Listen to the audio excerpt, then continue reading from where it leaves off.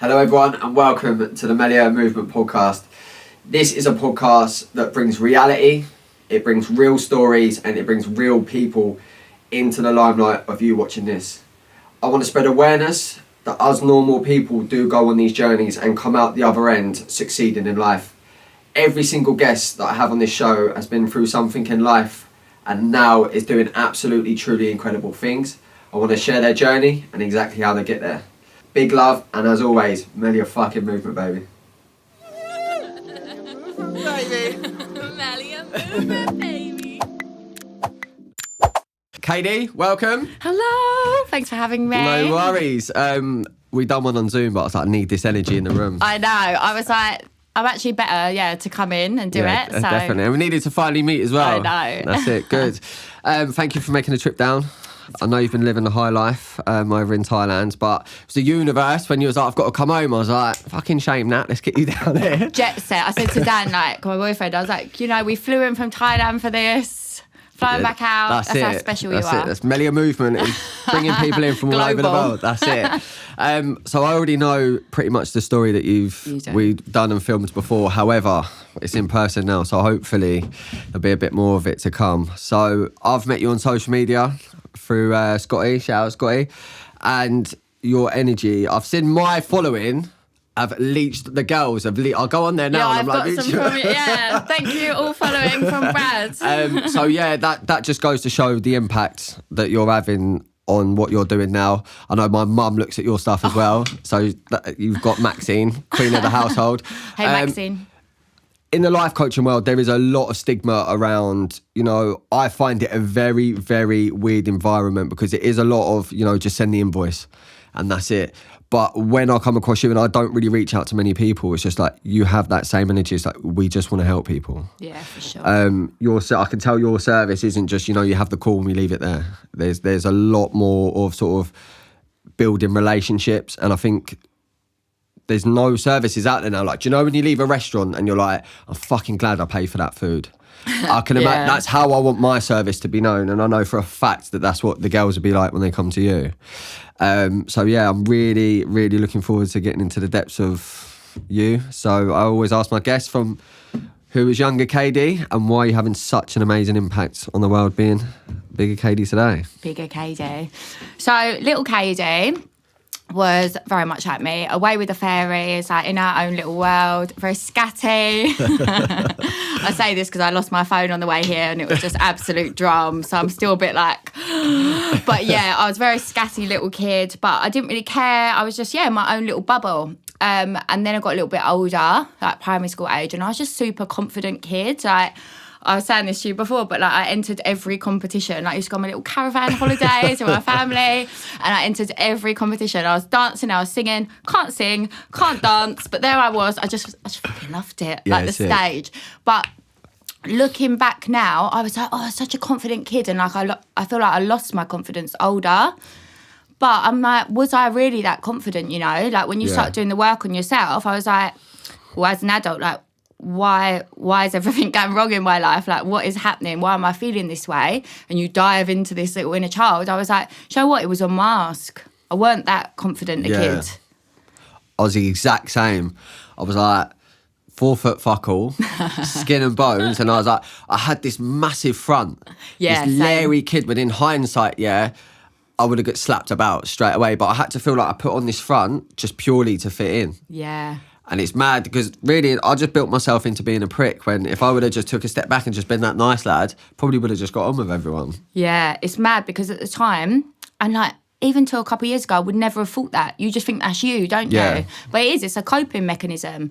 And like when I did do the work, like now I've uncovered there was some mad things going on. And I think like, we talk about trauma, there's all stuff about trauma, and I was always like, no, my childhood's not something I need to go into. I don't need to revisit that. I had like amazing childhood, great family. There's nothing to uncover there. But there's always something to uncover because you're a little kid and your brain works differently. And the way that you interpret situations and things is all different. So, even if your mum and dad get divorced, it's nothing to do with you. But if you're a little person, you think everything's your fault. Yeah, definitely. So no matter what your childhood, I think this has been the biggest lesson I've learned. Like, no matter what happened, how great it was, these little moments can just have the biggest impact. So there were a few little moments, and like the two key things, or the big wounds that did show up in adult life and still do, is like self-doubt. Like I grew up thinking I was stupid. I didn't know that at the time. I thought I was stupid. I thought I was really slow. Where did that come from? I went to say something then, and I was like, that's not really fair. But I thought for a long time, it come from my mum. Yeah. Because my mum's amazing, love my mum, best relationship. But like, I've got a genius, like, older brother, super clever. So I was doing everything like slower than him. I was just saying, my brother, go and sit there, my brother would like not do no revision, sit his GCSEs and come back golden child. Yes. Me, I think I got one GCSE, right, and it was a C in PE. I got an A in my coursework because that was easy, it was practical. Yeah. But I'd done so shit in the test, it brought it back down. Yeah, fucking hell, PA. PA. Yeah, like, exactly that. Like, my brother was just, like, doing everything. But even, like, from a baby, like, he was walking quick, he was talking quick, and I was slow, like, in comparison. Probably slower than your average as well. But I think, obviously, my mum's reaction to that weren't great. Yeah. And, I mean, I can't really remember at the time, but there's, like, a few incidents. I remember I was really late trying to tie my shoelaces. I was really late telling the time. These little things, and my mum just got so frustrated at me a few occasions. Yeah. Just little incidents. Like, this is no trauma here, but it's like in them moments, I remember she like lost her shit because I couldn't tie my shoelaces, and I stormed out and I went to like sit on the step sulking, and she didn't come after me. And I just remember, well, I don't, from doing the work, I sort of like took myself back and had a bit of a flashback, and I was like, she thinks I'm stupid. And then that's it, I grew up, I'm stupid, I'm slow, I'm not good enough. Yeah. So you're planting that in your subconscious from a young age. Yeah. Once you put that seed, even now, once you put that seed there, it will grow. And I've massive things are like you losing your phone on the way down there. No, that's... Dan, rightly so, I'm with you on this one. Yeah, you've got every right to lose the plot. However, I have started to, you know, when people say, oh, you're overreacting. I don't believe there's anything as overreacting.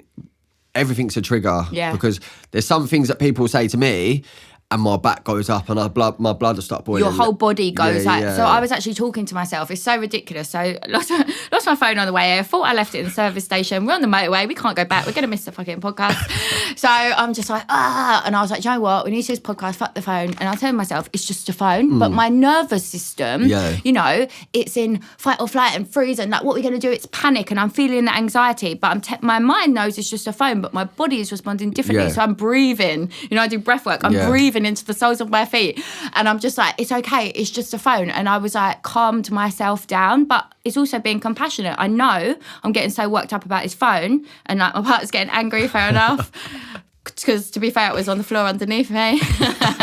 But my inner child's coming out. My inner child's like, you're scatty, oh my God, you lose everything. Because I used to lose everything. Mum used to go mad at me. So when Dan's getting angry, I'm like, oh my God.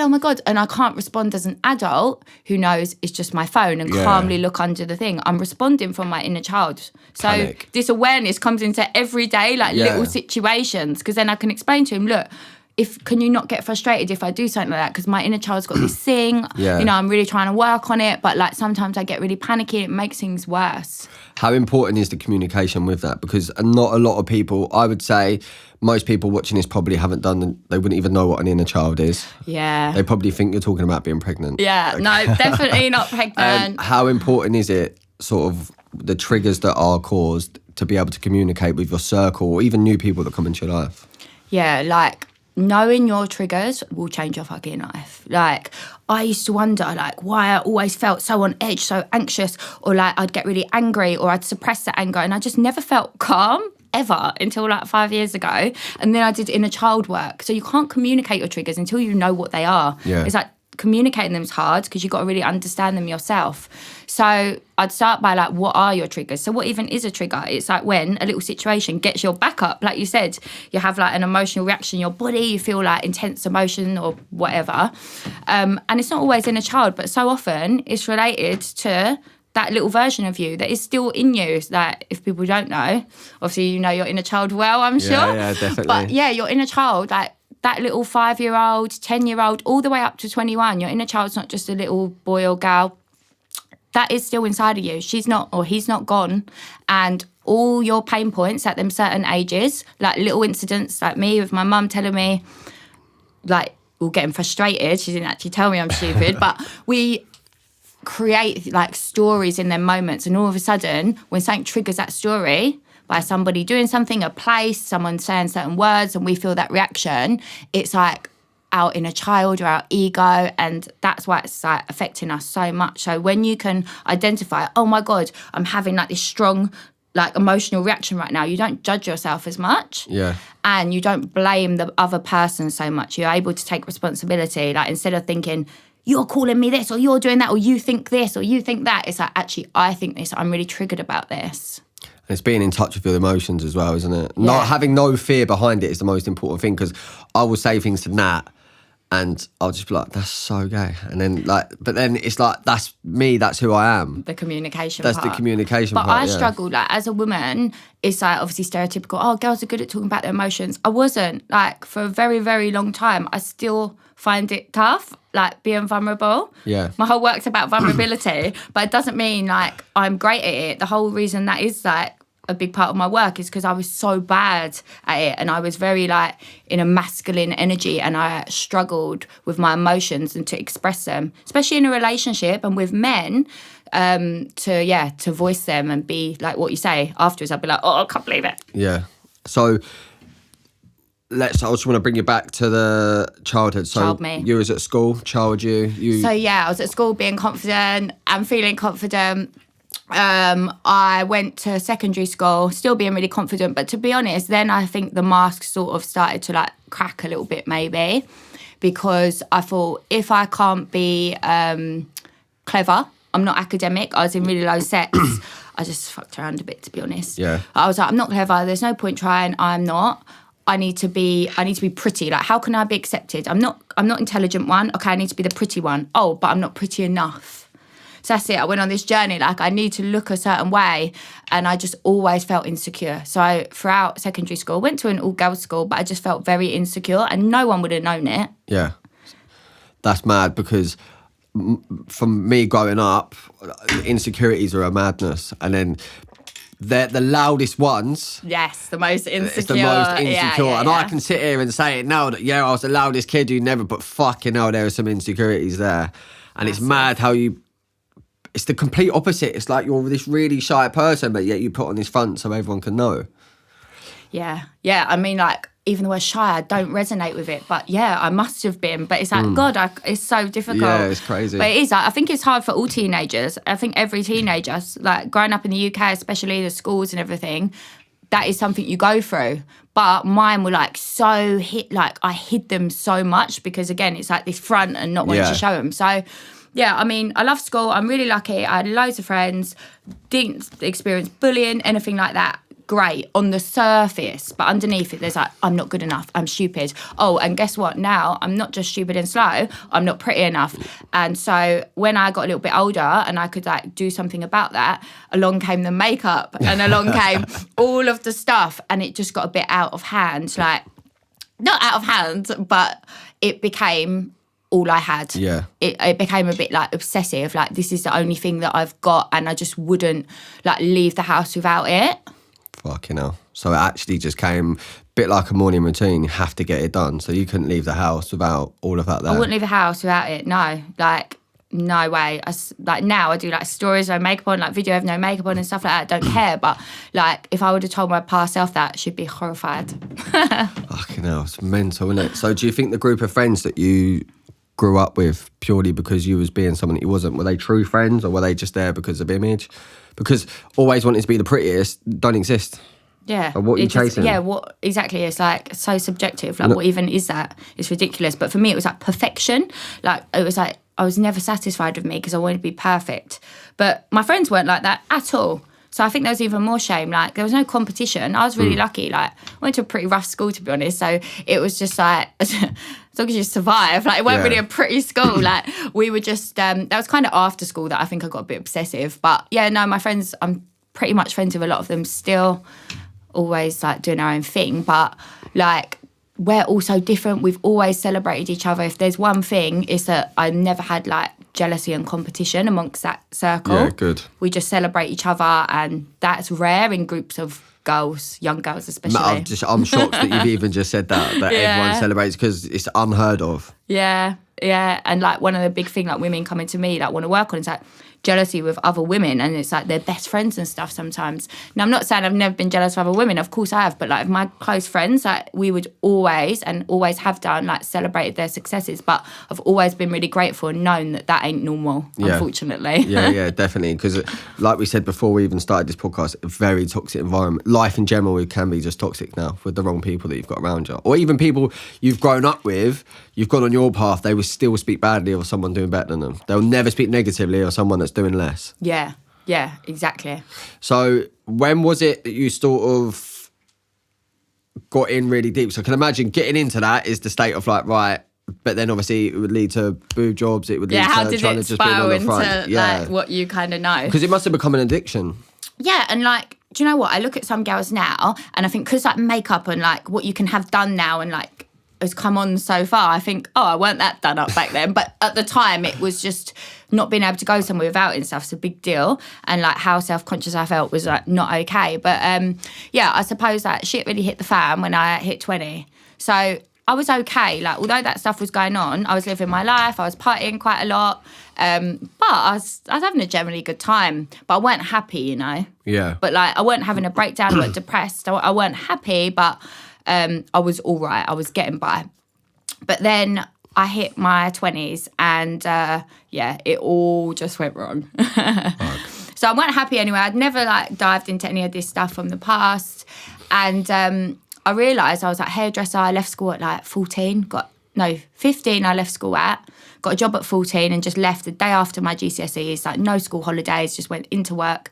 And, like, I hit 20 and I was like, I don't want to do this. Like, it's not me. No offence, hairdressers, but it's not my thing. I only did it because my mum was a hairdresser. So I was like, oh, I'm stupid. I just need to do that. Like, it's easy. But I was like, I don't want to do it. What do I want to do? So I was like, I'm going to go to uni. I'm going to do events. I really want to work in events. I think I'll be great at it. So I thought it was going to be really exciting. But I had a partner at the time, not a great relationship. And he just really didn't want me to go. He was just like, he was quite a bit older. He was like 30. And he was like, I think he didn't do it either. He hated his job. He felt it was too late for him. And he just hated me doing it. It just made me want to do it more, to be honest. Yeah, of course, yeah. But it weren't easy because he was like, I was doubting it. No one in my family's been to uni. It's not the dumb thing. I told like my mum, she was just like, oh, it's expensive. Yeah. And, like, you know, like everyone was projecting their fears onto me. But I was like, you don't even need to go to uni to do events. But I didn't know anyone. And I just thought, I think I needed to prove to myself that I was clever and I could do it. Yeah. So I went to uni. But it was, stressful because of this relationship thing and my family not really wanting me to do it. Apart from my dad, who was like, yes, never wanted you to be a hairdresser, do this.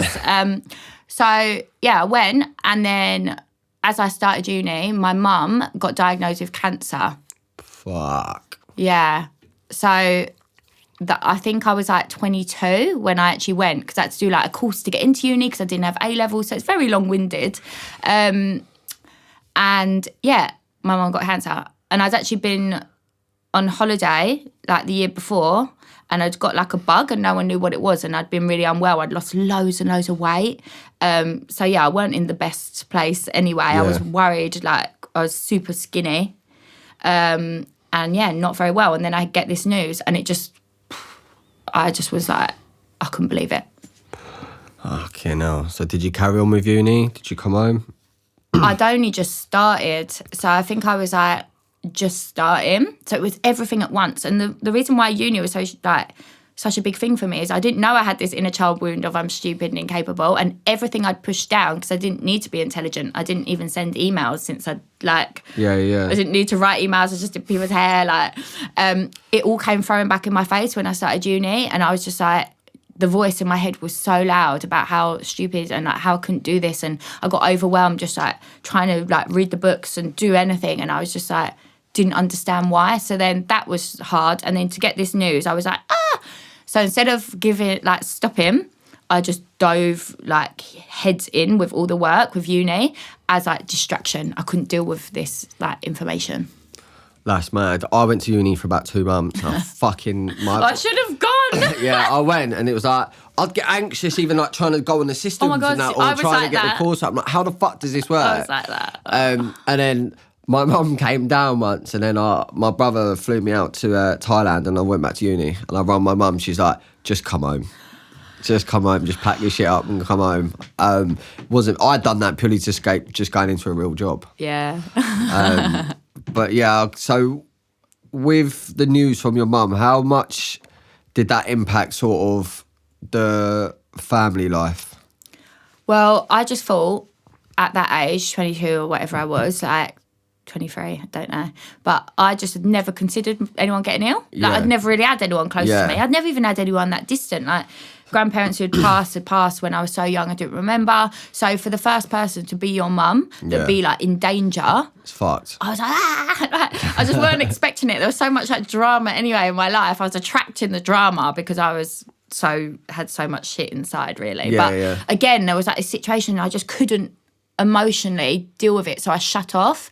I didn't talk about a thing because I was so scared of losing her that she was my best friend, really, and I always spoke to her about everything, but I was like, no, I can't talk to her anymore. I can't get too close because if she goes, I've got to do this alone, this life. So I'm not talking to her. I'm just going to shut off. So poor mum trying to deal with this, and her daughter just goes absolutely cold.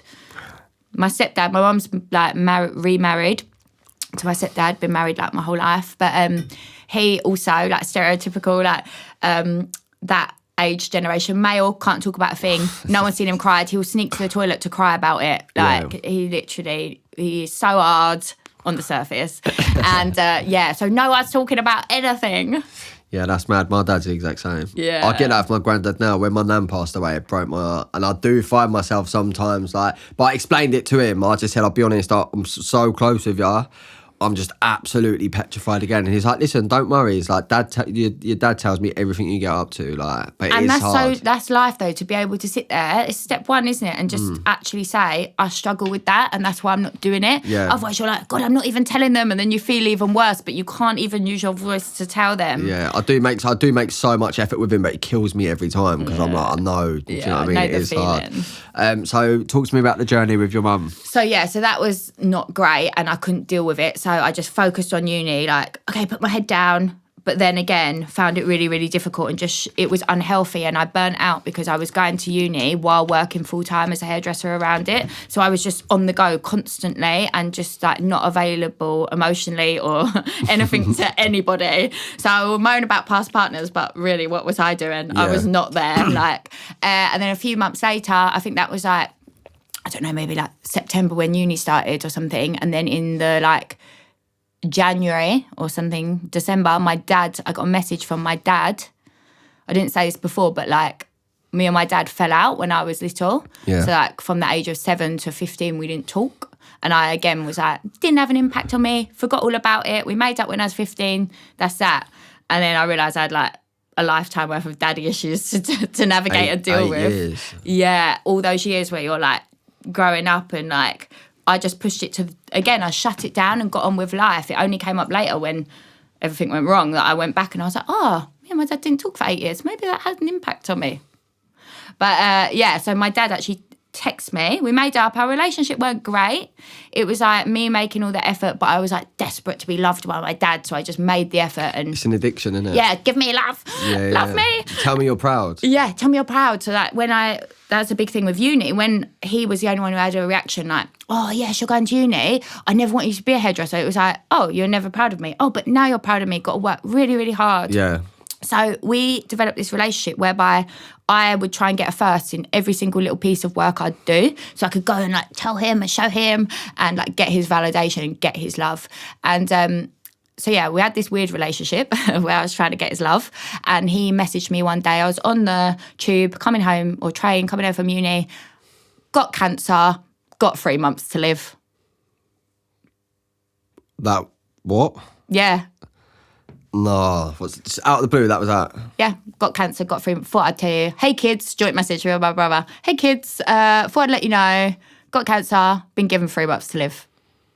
Fuck, you know. And was that not long after your mum? Yeah, it was a couple of months after. So 3 or 4 months after. So my mum's to be fair, my mum's cancer in the end, it was like quite I can't remember the stage, but there's like 5 stages or something. It was like stage 4 or something. It was like quite developed. But anyway, like they jumped on it quickly and it was all good, but it was still super like stressful. My dad, it was everywhere. Like it had spread here, there, everywhere. 3 months, obviously it says it how it is. So, to be told by text message when you're alone on the train, already navigating like so much shit, I had like a panic attack on the train when I was alone, and that was the start of panic attacks to my life. Fucking hell. So, what? I don't even know. It's mad, that's isn't it? crazy. Like, That's mental. yeah. That's like worse. That's like getting, because we had Dan, my friend Dan that came on, he beat cancer 10 years ago. Wow. And he was saying you don't realise the impact it has on everyone around you. Yeah, because you're in, and do you know what, like, looking back, I've got so much love for my dad in that situation, because, like, imagine being given that, like, that news. Like, we do it, especially as coaches, we're like, you've got 6 months to live, how do you want to live your life? And we ask people and we give all these answers. But when it happens, how are you going to deal with that?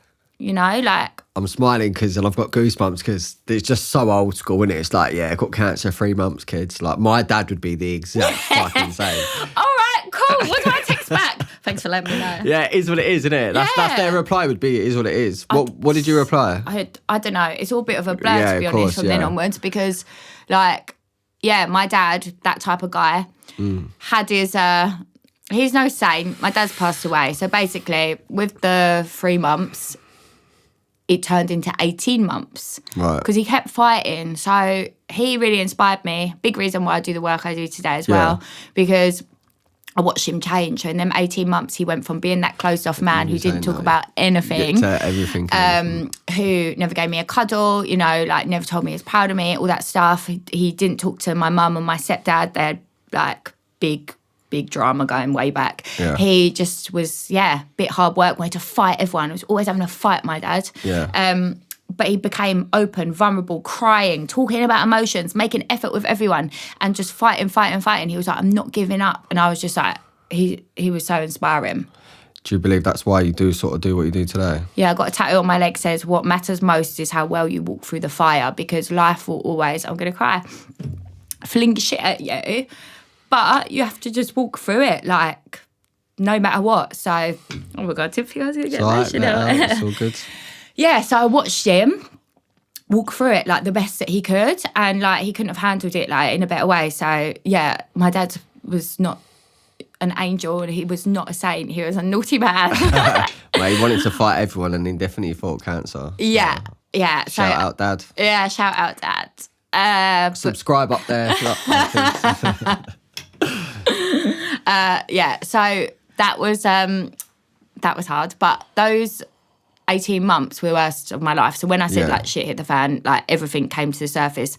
I weren't dealing with anything because I just thought I was waiting for my dad to die every single month, every single week. I couldn't go on holiday. What if he dies? I couldn't do anything. What if he dies? I was rushed to A&E, not A&E, intensive care, however many times. I had to put mask and gloves. I mean, that's normal now, COVID, but like, it was weird. I got to put mask and gloves on to see my dad. Like, I'd never seen anyone like in that situation, like on their deathbed, but he kept pulling round. But sick. My nervous system, like, Dad's dying, Dad's not dying. Yeah. Like, and then because I wanted to make him so proud, there I would be. I wouldn't leave the hospital. I'd be there for like 2 days, I remember once, with all my uni books, studying. Must get a first. Like, I think Dad's dying in the corner. What am I doing? Yeah, massive pressure. I mean, mentally, that's just an absolute roller coaster. I just lost it. I had no self-awareness. I had no idea about any of this work. Never seen a therapist. Never dove into the stuff. Couldn't cope. So my coping mechanisms weren't great. I got an eating disorder. So, like I said, I was already quite thin because I'd had some like problems with my health, but I'd never had an eating disorder. I got accused of it all the time. Yeah. So I think people planted a bit of a seed, but it was quite thin. But I turned bulimic, and it weren't a choice. Like, it was a mental illness. Yeah. Like, I didn't tell a soul. I would wake up in the night and I'd eat stuff and I'd throw up and I'd go back to bed. I'd sneak out of bed with my partner. I'd live at home with my mum and my stepdad. I'd do it and nobody knew. And sometimes I'd remember. I think I was like asleep, and other times I wouldn't remember. But if I did remember, I'd be so overcome with shame. I just hated myself. And I was like, I'm weird. Oh my God, what is this? What am I doing? So I'd try and starve myself all day because sometimes I wouldn't throw up. I'd just eat loads of food and then like in the middle of the night and go to bed. So yeah, and the next day I'd be like, right, I can't eat anything. And I'd like starve myself. And then it got worse. Like as the anxiety and all the feelings like with my dad and all just everything got on top of me, I started doing it in the day as well. And I was still out of control. Like I would just be at home, like maybe doing some uni work, and then all of a sudden something would trigger me, and I would go, and in a second, like it was unstoppable. I'd go, ram loads of food in my mouth, go upstairs, be sick, and then before I knew it, I was like laying there crying on the bathroom floor, like, what am I doing?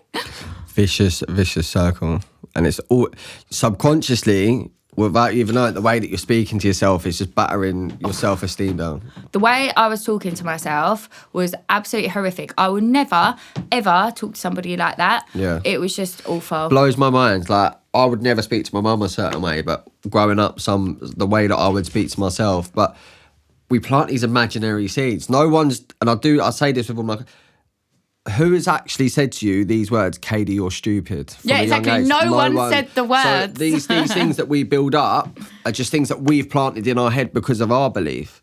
So like me, I used to do it all the time. Like, oh, you've just got to be confident. Like you're a shy person. I'll turn out to be a dickhead. Yeah. And you telling yourself that you're stupid, well, what the fuck are you going to believe? Yeah, I'm stupid. This is the power of thought, because if you can get yourself feeling that way, then our thoughts can make us sick with like talking badly to ourselves. Not rocket science. Start speaking highly and our thoughts make us well. What was the turning point, or what was the bit that you sort of were just like, nah, there's more to me than what's happening at the moment? Because that's constantly every day, but that's just a mental battle as well as a physical battle. When was the turning point when you were like, I need to sort my shit? I went to the doctors and I just had a breakdown, because the thing is I was so depressed by this point as well. I'd shut off from all my friends. I remember I spent a New Year's Eve, like I had a gym in my mum's back garden. I was living at mum's at the time, and I just went to the gym because exercise, like, okay, that was an unhealthy obsession, not seeing people and just exercising, but it was the only way I could release the anger and everything I was feeling. I used to just go hard. I'd never seen someone run so fast. I was just like, burpee so hard. But then I was like, right, I'm really depressed and I need help. I'm a zombie. I've lost myself. I went to the doctors. I just sort of cried and broke down, was like, help me. And they just asked me some questions. And one of the questions on the thing was like one question about food. And I thought about it and I nearly answered like I don't know, have you had any problems with your eating or whatever? And I was like, nearly answered no. But something in me actually just went, okay, yeah, because I was in denial. Yeah. I was in such denial about what I was doing. I don't know. And they just turned around and was like, asked me a few questions. I actually answered. Honestly, no one knew this. Like, no one. And they were like, we're going to refer you to an eating disorder clinic. And I was like, but I haven't got an eating disorder. I just didn't think I had an eating disorder. So that was like part one of it all. But it was all a big secret. Like, I can't remember. I think maybe I'd split up with my partner. It weren't a good relationship. Having to hide that though is huge. Yeah, exactly. It was just a terrible relationship. Like, it was so bad. And if it was a great relationship, you would speak about it, or they would know, even if you didn't want to speak about 100%. it. But it weren't good. So that was hard. But I went to go and see somebody. I think it went on for about 2 years. My mum knew, and that was it. So I worked all on this eating disorder in the time. Like, I lost my dad. And at the end, I was like, okay, I'm not doing it anymore. Like, I'm not making myself sick. I'm not, like, I've put on weight. But I didn't feel all right. I had CBT. It was great because it's like goal orientated, like stop you doing the thing, and I'd stop doing it. But I don't feel good still. Like, so I weren't like satisfied. What was the feeling what is a satisfying feeling to you? What was you screaming out for then? I don't feel good inside. I still felt anxious, but I didn't really know still at that point what anxiety was really properly. Just on edge all the time? Yeah, just on edge all the time, just not happy in life. And to be honest with you, I was like, grieving my dad. Like, my dad had like passed away, and just because I'd been waiting all that time, I think I was just done with the grieving because I felt like I'd already grieved. So, I mean, I'm not going to feel good. I'm not going to feel satisfied, but I just didn't want to feel any of it. So that was a turning point because losing my dad, like I said, I kind of looked back and I'd been in victim mentality that whole time. Instead of like wanting to maximise seeing him, spending my time with him. Why me? Why is this happening to me? Oh my God, why have I got this eating thing and why this and why that? And my mum's got cancer and my dad's got cancer. And just walked around being a bit of a dick and getting really drunk and getting aggressive. Pushed my friend, my best friend, sorry Becca. Cried my eyes out every time I got drunk and just got hammered. And then like actually when my dad died, I just woke the fuck up and was like, what are you doing? Yeah. Like, look what he did. And then got the tattoo and then like my mindset started to change and I started to look for the opportunities and be more positive and just be grateful for life. But like I said, there was still something missing and I didn't really understand. So that was an up and I thought I've had all my rock bottoms. I'm not going to go down again. I'm never going to go back to that place. I know it. But yeah, I didn't sort of do any more work on myself. It was only a couple, like 2 years later, had a massive breakup that I just dove in like on all of the work and literally everything changed. I know a lot of people, women will be watching this and they won't be able to either, and we've had people that come on here in relationships of like domestic abuse and stuff, but how do you find the strength to, because how we feel every day. When I was depressed, it was an addiction. I used to wake up every morning knowing exactly how I was going to feel. Yeah. And it's all, I used to get so used to that feeling, at least I knew what the next day was going to entail. Yeah. How do you get the courage to start diving into like the past and how to change? Because a lot of people won't go into their childhood because it's a very scary place to address the issues. How do you get the courage to do that? Because I know a lot of people will be sat here watching this thinking, how the fuck can I do that? Yeah. It is so scary and you got to begin gently. Like I did CBT, so I become aware of my thoughts and that does like take you back a little bit. It's not like therapy where you just sit with the past and talk about it loads, but it's like, oh, actually this pattern of eating comes from this trigger that might be linked to childhood. You don't hang around there too long, but you're like, you start to think about it. Yeah. So it already like opened it up. So open up in some way. Therapy is not for everyone and it's not for you at every stage of your journey. Like I had therapy recently to try it because I just love trying different things and anything that's going to like help me. Had it for like a month and was like, I don't really know. It's not helping me right now sitting around in this pain. So, you know, you don't necessarily have to go and sit there talking about childhood and just bring up all the wounds and stay there. It's kind of why why I do it and resonate more with like coaching and healing work. Because, yes, you go back to the past, but you know the intention is to move you forward to where you want to be. So I'm cool with revisiting it. I don't want to hang around there.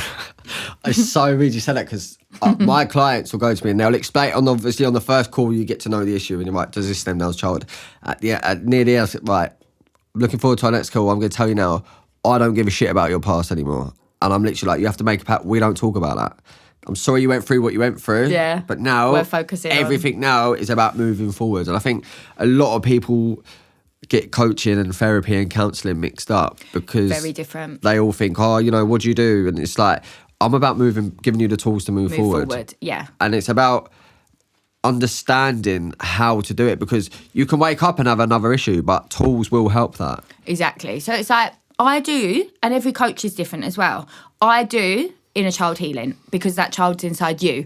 But again, we're not just sitting in the past and we do revisit with clients painful situations. If a client don't want to go there, we don't go there. I never push someone, but I do visit it. But yeah, my personal style, because I do my journey and what helped me and like I want to share that with others is, we go there, we understand it, we do a bit of healing, we don't fuck about, we move on. We're trying to move forward. Some people really need to understand their past. They really want to feel those emotions. They really want to take themselves back. I work with tools like meditations, breath work and stuff where you might have flashbacks, we might make some connections. We talk about it, you know, that's that. And then it helps with your triggers. But it is scary and it's not for everyone. And just if you want to dive deep in the work and the healing and stuff, doesn't mean you have to hang around in your past. It doesn't mean it's got to be super scary. It will be uncomfortable at times, but you've got this. Uncomfortability is the best thing though, 100%. It will be highly uncomfortable. I just want to bring you back to sort of grieving with your dad. Did you hit the fuck it button alcohol-wise? Or because you know, everyone deals with things a different way, and obviously losing your old man and obviously nearly your mum as well must have had a huge impact. So during the 18 months where I was waiting for him to pass away, it felt like me and alcohol weren't okay. Like I said to you, I was acting like a bit of a dick. I would go out, I'd just get so drunk, and it would always be really emotional. Like I'd cry. I remember being in like 338 on my birthday, just crying in the middle of the night, and then like afterwards back having the best time. And then I went home, and then I got something out the cupboard and I smashed it up. And then I was just like, what? I'm nuts. Hate. I was like, I'm nuts, but I just, like all the anger at the world and like everything. So that happened while he was still alive, to be honest. When he passed away, no. But what I did do to like not sit with my grief is I jumped into a relationship. Like 2 months after he passed away, I jumped into a relationship that was so wrong for me because I just felt so vulnerable and like just, wanted like a male energy in my life. So that's kind of like what I did. And I met him on a night out drinking, so I think I maybe would have turned into doing that. Yeah. But actually that came along. So that is kind of what I did instead, to like mask the grief and not have to go there and feel it. Just wanted to feel safe. Just wanted to feel safe, just wanted to feel loved, just wanted to love something, someone. Got a dog, amazing, my little dog Penelope. But like just wanted to love everyone and give and receive love. Yeah.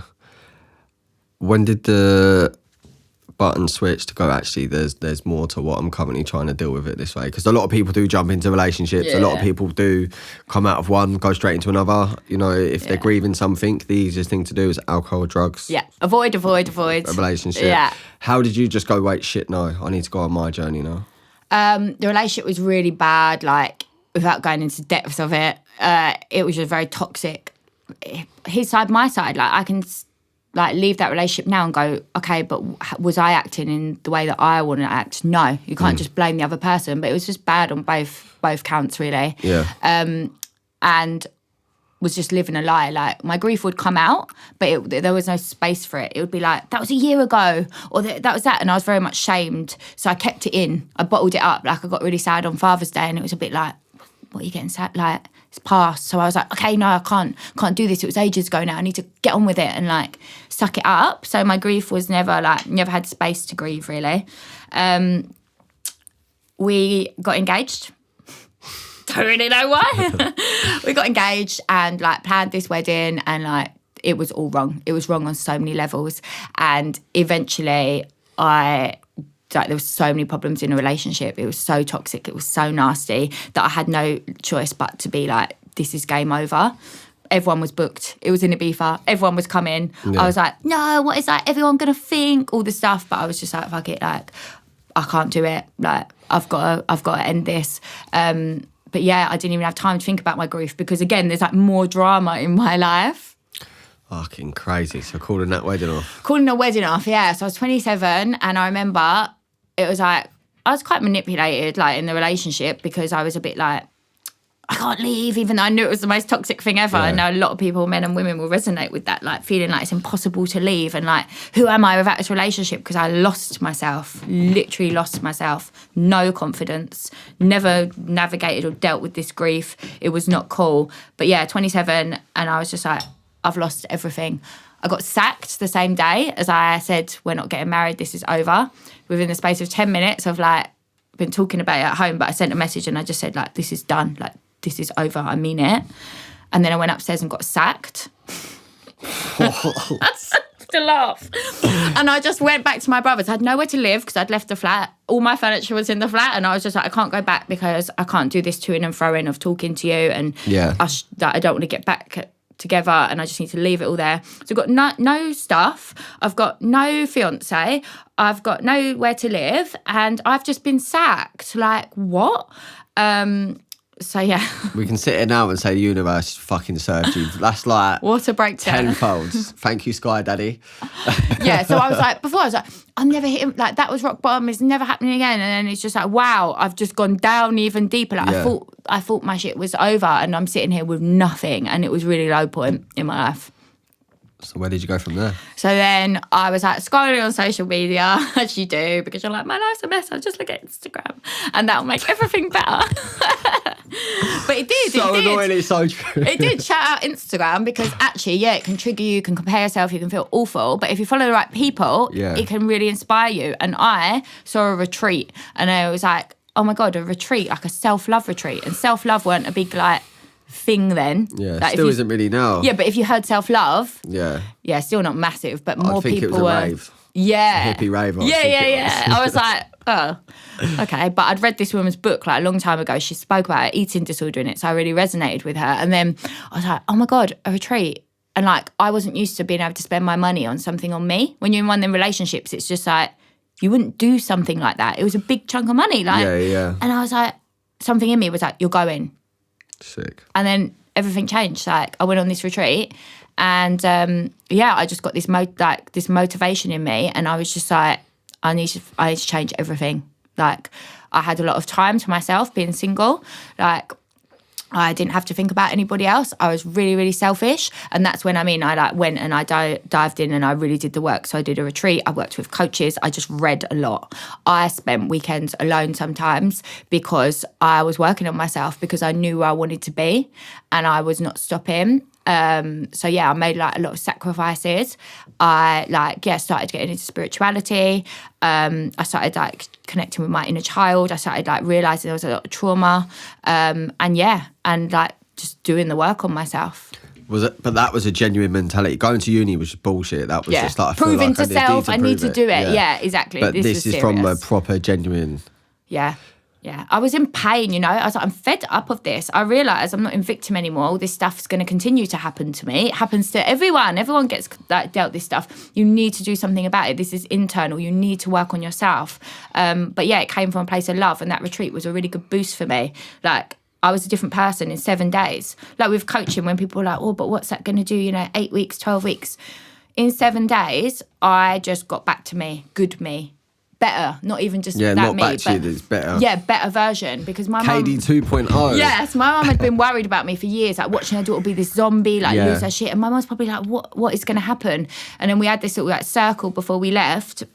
We had to go around like, what are you excited to go home for? And I was like, I can't wait to sit with my mum and to just say, like, I'm back. And I did, and she just cried her eyes out. She was just like, you look like you just look happy. And I'm not saying there weren't bumps in the road, but that in that week I changed. So that in whatever short space of time, if you set the intention and you're prepared to face off with the parts that aren't so comfortable to deal with, and you know you're going to move forward, but so you're going to go in, you're going to go there, you're going to do things that you might feel silly about doing. Because I had to do weird stuff on this retreat. I was like, this is uncomfortable. Like what?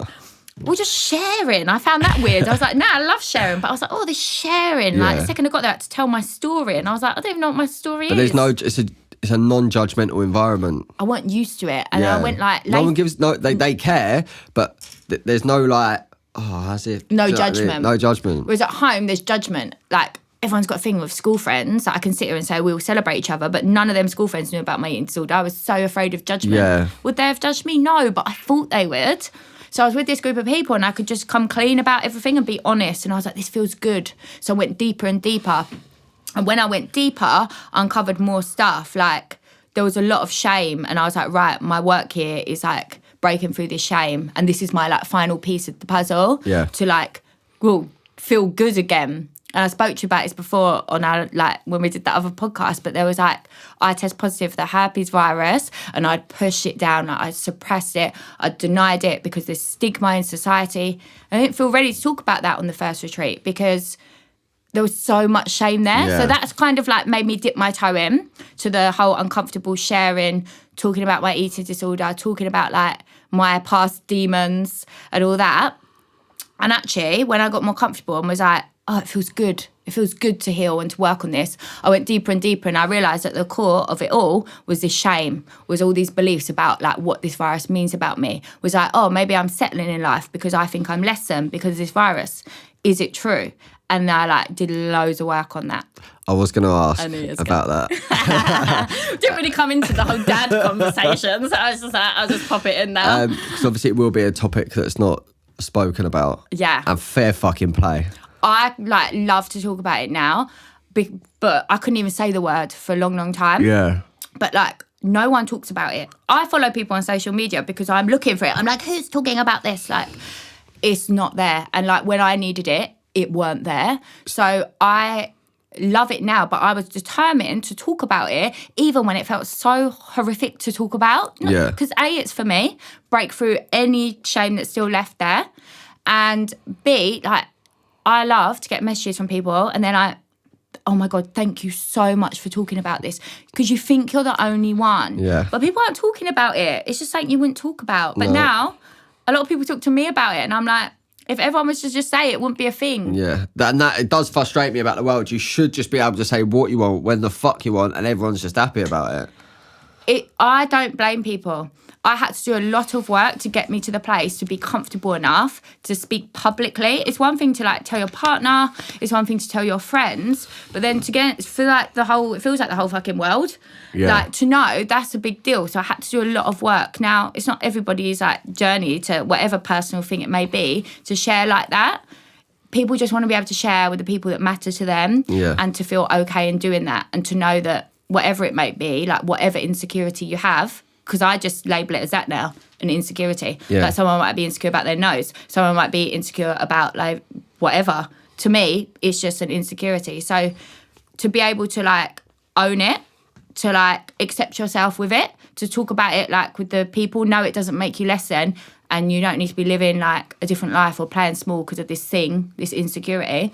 That's like enough. People don't need to like go and announce and to talk about it. But obviously I do it because I hope to help people in their journey. And the vulnerability of it, that people don't like, so in like the coaching world or even just putting out content, it could be anything. Vulnerability is one of the scariest things to do, but it's also one of the most powerful things, because if anyone says anything, like you could be, for example, on a night out or someone will message me some abuse on social media, I'm like, well, how you obviously watch one of my YouTube videos. How the fuck would you know that? So again, thank you for the view. Thank you for helping me beat the algorithm. The strength in able to do that, was that sort of just, fuck it, I've got nothing to be ashamed of? I think I always knew, even when I was in the depths of shame, like I was suicidal at points. I really believed this thing made me a worthless human being that couldn't have what I wanted in life, which now I'm like, that's fucking ridiculous. So did that virus bring you to the point of suicidal, and that had more of an impact mentally than when you had to go through the cancer with your mum and dad? Cool, very, like, both took their toll on me, really, really bad. But I think the whole cancer thing and my mum and my dad, like, I was very, very young and I was very no self-awareness whatsoever.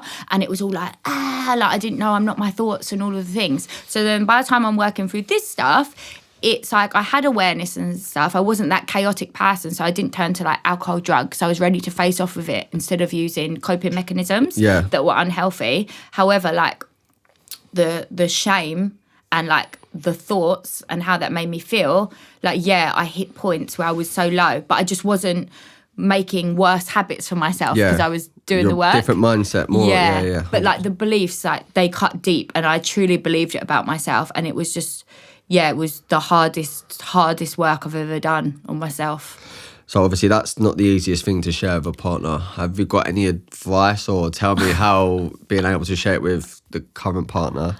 So I didn't share it very well with the current partner because I was just like, oh my God, like, well, he says I didn't share it very well. I thought it weren't that bad. By the way, in case you're wondering why I'm looking, Dan sat there.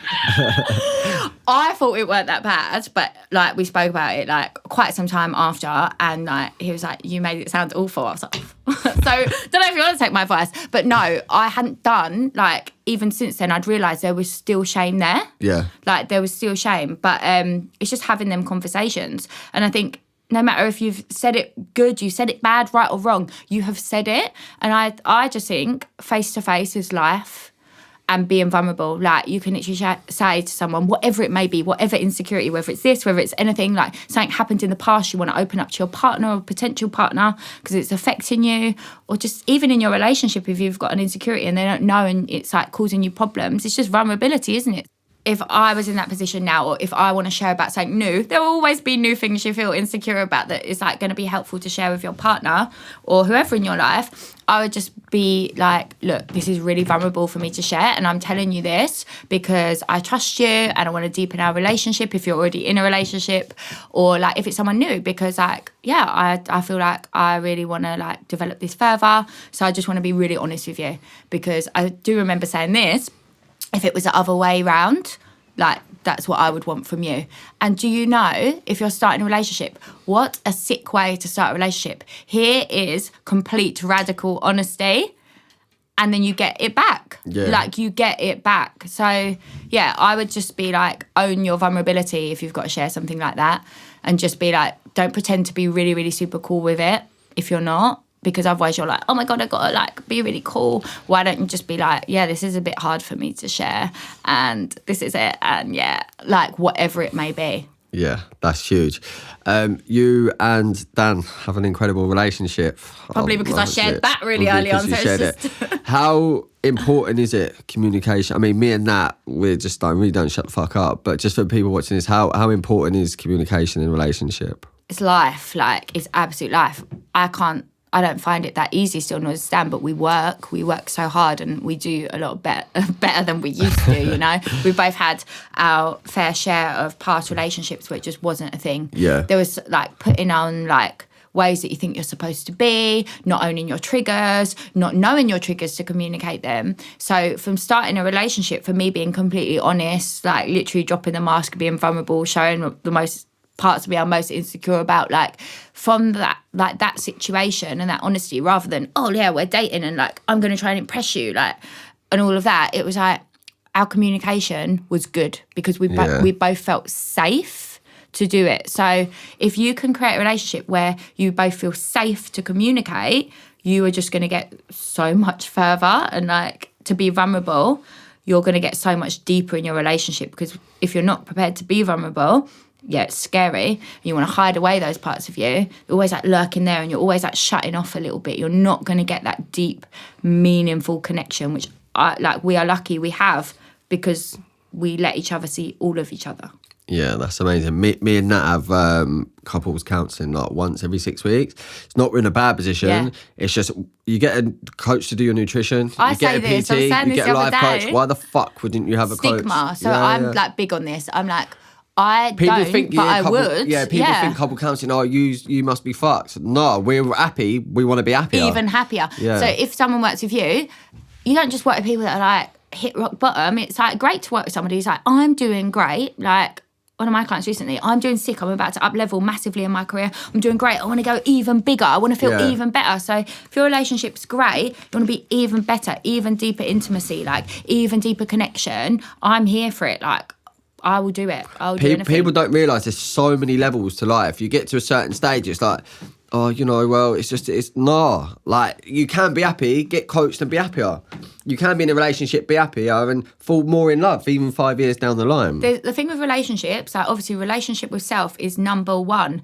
But that relationship with your partner, if you want to be together and you want to like do the full length of life, however long you got left, like that takes work. Yeah. So no matter how good you are, there's going to be obstacles. And it's true. Why wait to obstacles? Why not build such a sick bond, such a safe space, so that when the obstacles come, we've got this. Like, yeah. I mean, Dan have obstacles still. It's still bumpy, but I think we navigate them so well. We really, really do our best to open up and to communicate and to understand each other. And it just makes like how much easier is life when you don't have aggy relationship. Yeah, you've got so much time for your business, to work on yourself, enjoy each other and stuff. When you've got aggy relationship, or when you're worried, oh, what are they doing when I'm going out, or this or that, you can't up level. No, it blocks your energy. Yeah, it's so that is too much. I'll use this analogy. It's just like if you're stuck at sea and you had to get into the shore, but you needed to save your energy, would you swim with the current or would you go against it?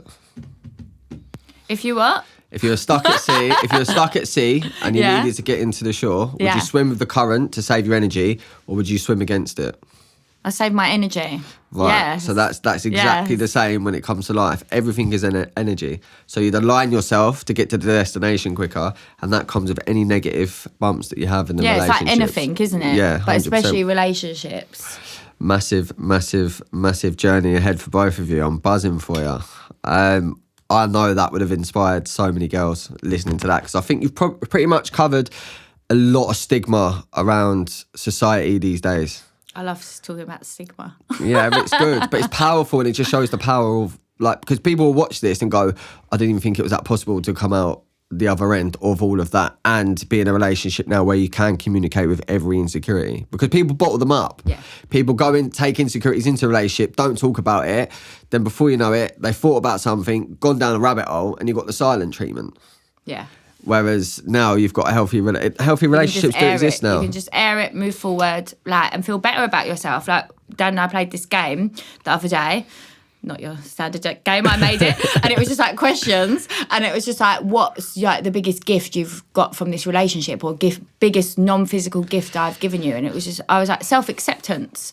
I already had self-acceptance, but like this relationship's allowed me to take it to the next level and accepting myself, in showing my insecurities and then being met with compassion and no judgment. And it's like, oh, actually, I'm cool, I'm all right. Bit of advice I want you to give to the girls watching this, because we know in the world of social media it's fucking toxic and it's bollocks. How can girls watching this that maybe don't feel good enough or feel pretty enough or they're achieving enough in life, what advice have you got to them that they can take away now? Like, stop measuring yourself against everybody else. I know that's easier said than done. We'll do it. I still do it sometimes. But know your gifts. Don't be afraid of knowing your gifts. Like, you don't have to be perfect. Physical gifts, non-physical gifts. Know what you're good at. Even if it's making pancakes. I'm really good at making pancakes. Like, just know everything you're sick at and own it. Because there are going to be things you're not so great at. Who cares? But there's so much that you're good at. So own it. Stop, like, fuck being humble. Own your gifts. Yeah. And, like, when it comes to the way that you look, again, like, what is perfection anyway? I couldn't name one thing I liked about myself before because it wasn't perfect. I was like, I don't have one body feature I like. No one's asking for perfect. What's good? What's good about you? What are you like? That ain't bad. Other people might want. Own it. And just start to, like, know, what's great about you. Because deep down, I think everyone knows, and maybe they don't want to own it because they think it's a certain way. Own it. It will inspire other people. Amazing. What a journey. And what a strong Kady you've turned out to be. That inner child now is now a fucking strong... Well, she was out earlier with my phone incident, but yeah, she's gone away now. That's amazing. I ask all my guests at the end of the podcast, Melio means for the pursuit of the better in life. How do you plan on pursuing the better in life? I plan on pursuing the better in life. Is that it? Yeah. I just want to keep doing what I'm doing, like, with vulnerability and with not playing it safe and being okay about, like, showing my insecurities. I want to keep, like, dropping the mask. I want to keep showing up as me, even when it's uncomfortable, because it's not done. Just because these big things are out and aired, I'm feeling good, there's always more. So I just want to commit to breaking free from the belief that I still have, that I have to be perfect, and keep, showing up as my true self. And in doing that, hopefully inspire other people that, okay, it's safe for you to just be yourself too. You don't need to put on the mask. You don't need to be perfect. You don't need to pretend. You can actually be yourself and people will love you for it. Amazing. Thank you so much for coming on. I really appreciate it. People watching this will be looking and going, I want to fucking be that Kady. Please tell us any business stuff that you've got that girls can reach out to you and get help with everything that you sort of covered. With life. Thank you. So Instagram, the empowerment queen, _empowerment_queen. I don't know when this is coming out, but yeah, I do a group program called Unshakably Me. It's all about owning your voice, vulnerability, breaking through shame, and finding your confidence. That I run every few months. And I also do a one-to-one program called Free to Be Me, which is like being your true authentic self and going on the journey of slaying your shame. Every girl's dream, I think, isn't it? That they need. So if you are watching this, don't hesitate to get in touch with Kady. I'll put everything down in the description. Thank you so much for coming on. That was incredible. I know that journey's gonna inspire so many women and men out there that have been through sort of the stuff with cancer, not feeling good, the herpes virus, and finding a path that living a life of fulfillment, which you are doing now, jet setting all over the world. If she doesn't get COVID. So thank you so much for coming on. I really appreciate it, and you've inspired me. You've triggered me a few things there that I need to go away and think about. I won't lie, but we won't go into that. As always, thank you for watching. Like, share, comment, subscribe, and put this into the path of someone you might feel benefit from it. Melio fucking movement, baby. Baby. Movement, baby.